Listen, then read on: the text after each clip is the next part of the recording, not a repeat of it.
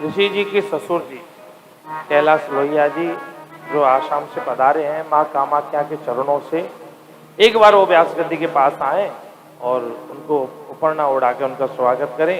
ब्रह्म भागवत जी में अपूर्व भाव के साथ प्रवेश करेंगे।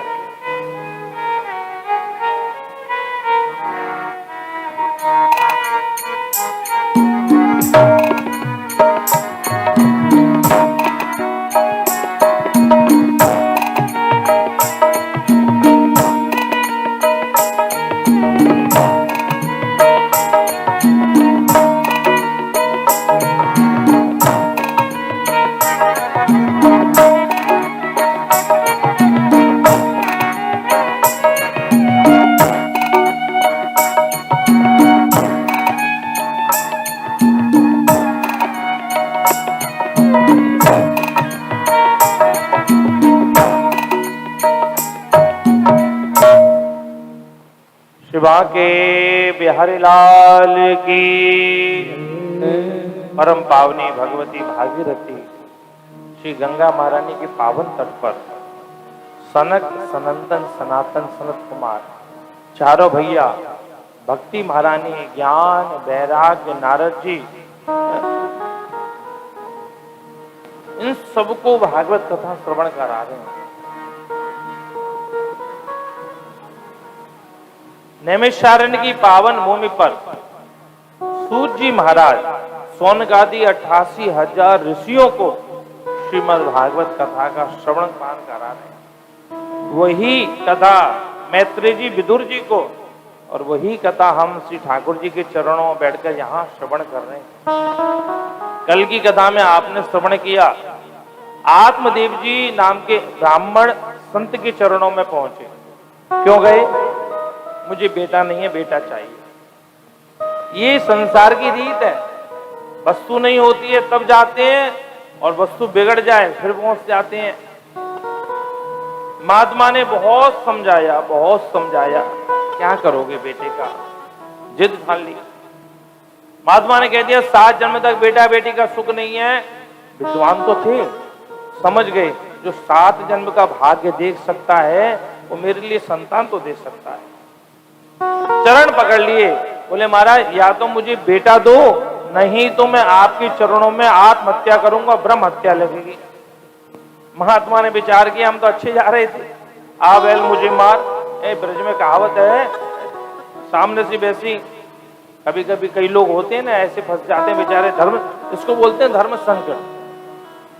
फिर भी महात्मा ने कृपा करी, अपनी झोली में से, देखो इस कथा को सुनिएगा, ये धुंधकारी से संबंधित नहीं है, बहुत जीवन भर सुनिए। लगता है आप लोगों में से कईयों ने खूब कथा सुनी होंगी, पर इसको आध्यात्मिक दृष्टि से देखिए। महात्मा ने अपनी झोली से एक फल दिया और क्या कहा, अपनी पत्नी को खिला देना। बस शब्द सुनिएगा, पत्नी को खिला देना। उस फल को ले जाकर पत्नी को दिया। पत्नी ने कहा कहां से आ रहे हो? बोले मैं बस ऐसे ही बाहर जंगल में चला गया, एक महात्मा मिले, उन्होंने मुझे फल दिया है, इस फल को खाओ तो हमारे घर बेटा होगा।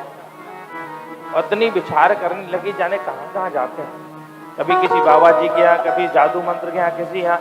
अरे इन सब से बेटा होने होते तो काहे को कोई ब्याह करता। अच्छा रख दो, मैं भी स्नान करके भोजन फल को पाऊंगी। महात्मा ने कहा था पत्नी को फल खिलाना और पत्नी से कहना कुछ नियम अपनाएगी। सोच माने पवित्र रहना, दया, करुणा, भगवत सेवा, साधु सेवा, संत सेवा, दरिद्र नारायण सेवा, गौ सेवा, असत्य भाषण नहीं करना, मिलिक्ष प्रसाद नहीं पाना।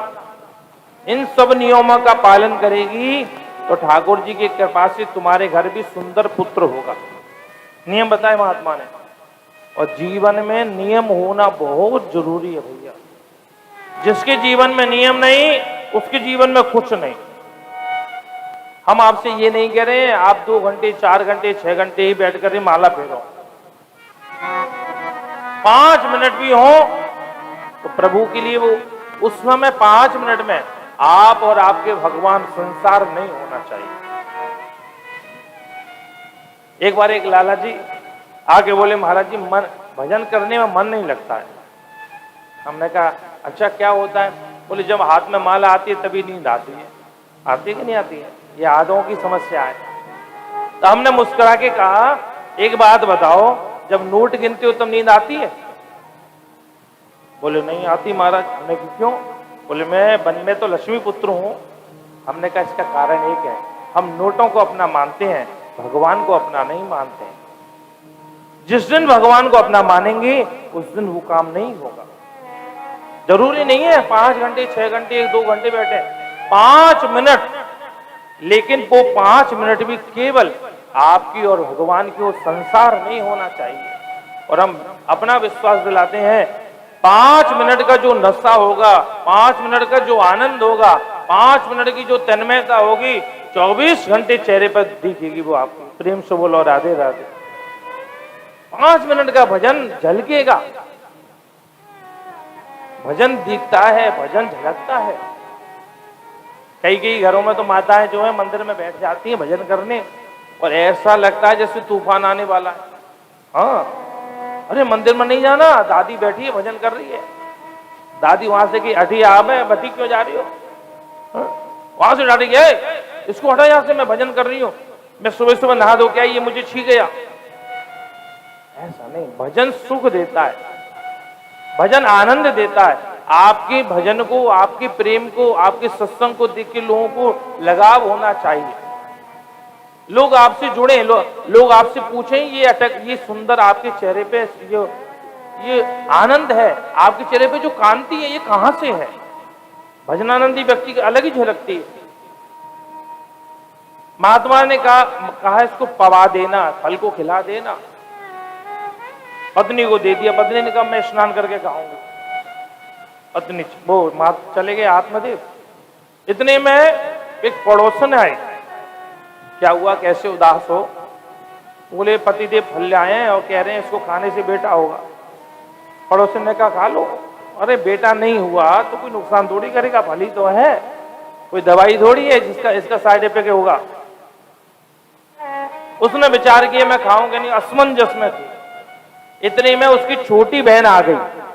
छोटी बहन हमेशा से चाहती थी कि मेरे घर में बहुत संतान है, खाने वाला नहीं है, इसके घर में, मेरे घर में बहुत संतान है, खाने को नहीं है, और इसके घर में कोई नहीं है, खाने के लिए बहुत।